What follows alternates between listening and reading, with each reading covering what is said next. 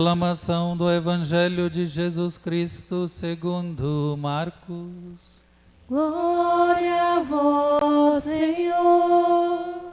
Naquele tempo, Jesus saiu da sinagoga e foi com Tiago e João para a casa de Simão e André. A sogra de Simão estava de cama com febre, e eles logo contaram a Jesus. E ele se aproximou, segurou sua mão e ajudou-a a levantar-se. Então a febre desapareceu e ela começou a servi-los. À tarde, depois do pôr do sol, levaram a Jesus todos os doentes e os possuídos pelo demônio. A cidade inteira se reuniu em frente da casa. Jesus curou muitas pessoas de diversas doenças e expulsou muitos demônios. E não deixava que os demônios falassem, pois sabiam quem ele era. De madrugada, quando ainda estava escuro, Jesus se levantou e foi rezar no lugar deserto. Simão e seus companheiros foram à procura de Jesus. Quando o encontraram, disseram: "Todos estão te procurando." Jesus respondeu: "Vamos a outros lugares, às aldeias da redondeza. Devo pregar também ali, pois foi para isso que eu vim." E andava por toda a Galileia, pregando em suas sinagogas e expulsando os demônios. Palavra da salvação. Glória a vós, Senhor.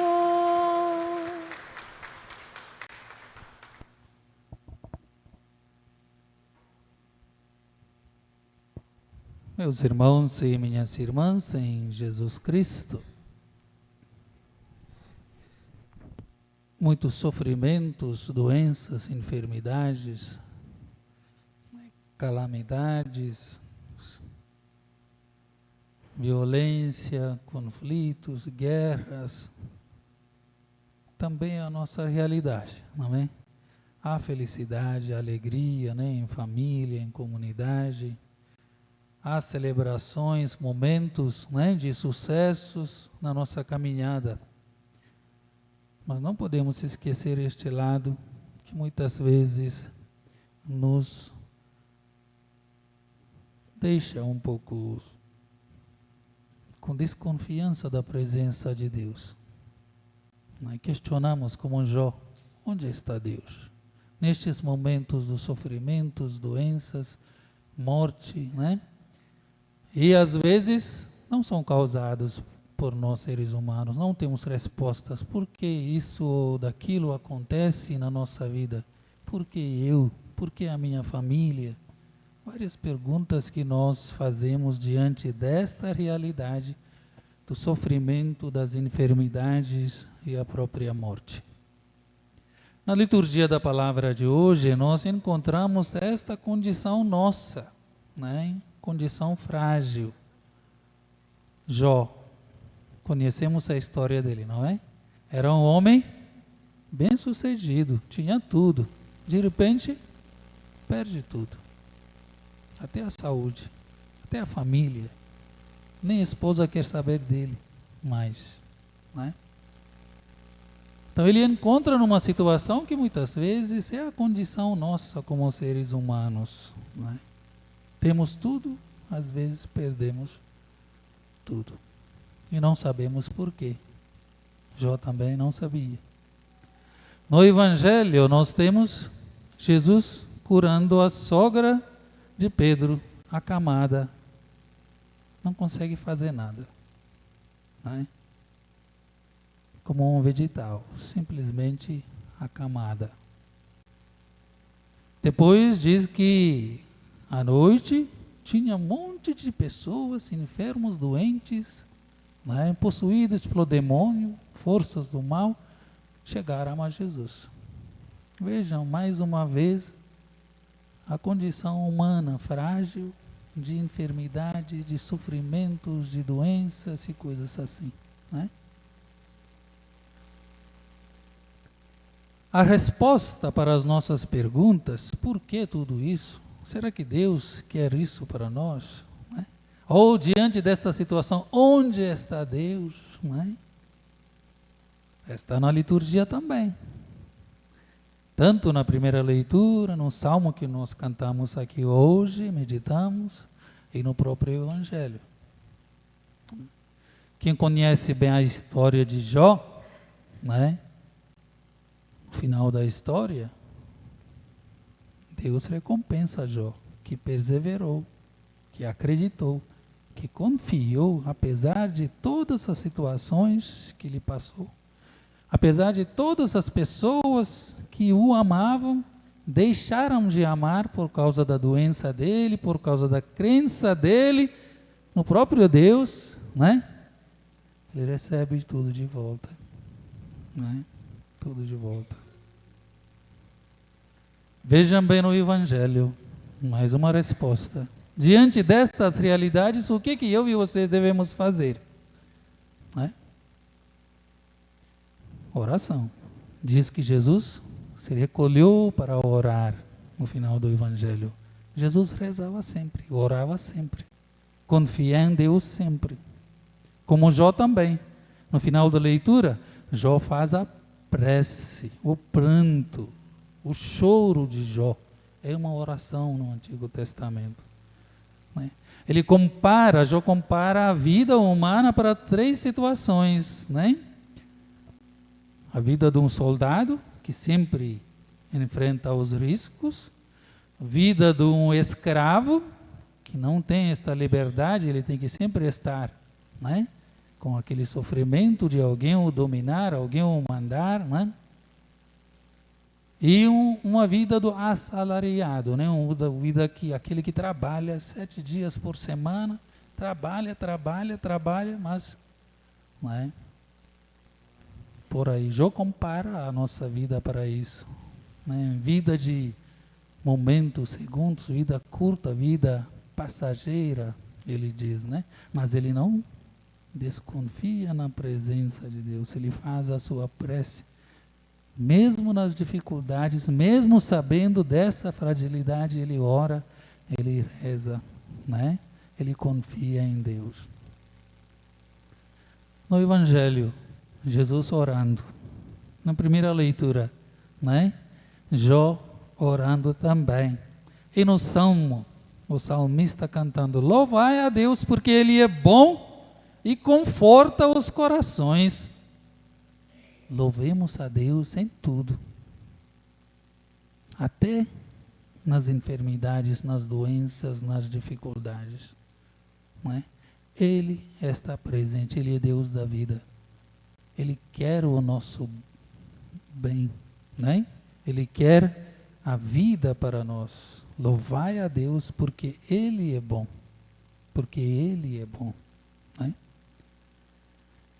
Diante destas situações também nós devemos, né, fazer aquilo que sogra de Pedro fez ao receber a cura. Né? Aquilo que o próprio Jesus fez. Ao encontrar a sogra de Pedro acamada, o que Jesus faz? Ele vai até a casa de Pedro, né? Vai à casa dele. Estende a sua mão para a sogra de Pedro. Né? Diz o Evangelho, ela se levantou. Levantar-se na Bíblia, né? Esta palavra é usada para referir à ressurreição, a vitória de Jesus sobre a morte, sobre o pecado e sobre todas as forças do mal, inclusive o demônio. Não é? Levantar-se. Então, estender a mão ao doente, ao enfermo, aquela que é acamada, não é? É a nossa missão. É a missão de Jesus, Ele fez isso e nós devemos também fazer. A sogra de Pedro, ao receber a cura, começa, diz o Evangelho, servir. Ela não fica parada de novo, ela começa a servir. Né? Ao receber os dons de Deus, ao receber a cura, nós devemos fazer aquilo que Jesus faz, ir visitar a casa, o doente, o enfermo, estender a mão àquele que não consegue andar, né? Estar presente na vida daqueles que muitas vezes sofrem essas doenças, não são físicas, mas, né, psíquicas, muitas vezes depressão e coisas assim, estar presente na vida deles, com as nossas palavras de esperança, com as nossas, né, palavras de alegria, confiança em Deus, né? Com o nosso sorriso, estar presente na vida das pessoas, é estender a mão, é levantar-se para alguém que não tem forças, né? Isso que a sogra de Pedro fez, isso que Jesus fez, né, na vida dos doentes, isso que eu e vocês devemos fazer.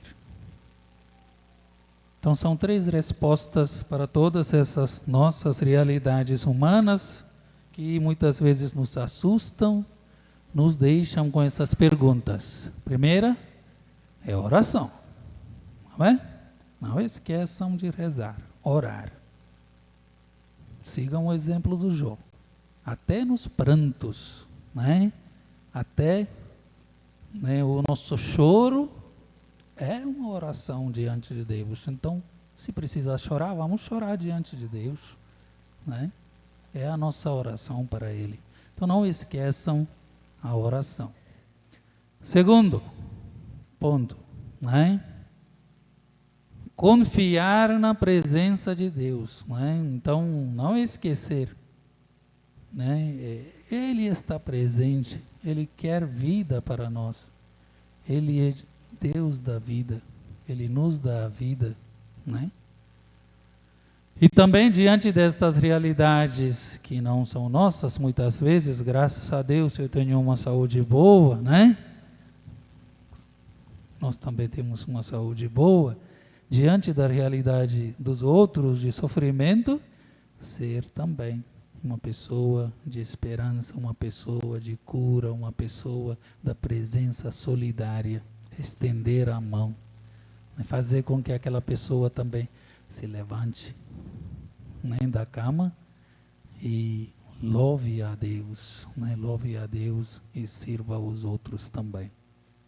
Agradeçamos hoje pela presença do Nicolas aqui, né, Nicolas? Que seja bem-vindo à nossa comunidade e à família do Nicolas que está presente aqui. Renovem conosco também o compromisso batismal, né? O nosso compromisso com Deus, nosso compromisso com os nossos irmãos, né? O nosso compromisso de viver os mandamentos de Deus. O batizado de Nicolas se sirva para nós, né, como um impulso, né? Aquele ato de batizar uma criança, acolher uma criança na comunidade, deve fazer com que eu e vocês também renovemos o nosso compromisso batismal, né? A nossa vida cristã de seguidores de Jesus, né? Sirvamos os nossos semelhantes na comunidade e lá na sociedade. E ao fazer este serviço, segundo a leitura, nos lembra que nós não devemos utilizar a nossa igreja, né, para nos enriquecermos, né? Então, ai de nós se eu não evangelizar, Paulo dizia, né? Ai de mim se eu não evangelizar. Ele se sentia, evangelização é uma necessidade, né? Uma necessidade. Então, não porque eu vou ganhar salário, eu vou ganhar algo, eu vou pertencer a uma comunidade ou uma igreja. Então, a igreja sempre deve pensar em servir, deve pensar em sua natureza de ser missionária e evangelizadora, né? Então, com a nossa vida, com as palavras também, sigamos o exemplo de Paulo, que Deus nos ajude na nossa missão evangelizadora, que Deus nos também proteja de todas essas doenças e todo o mal. Assim seja.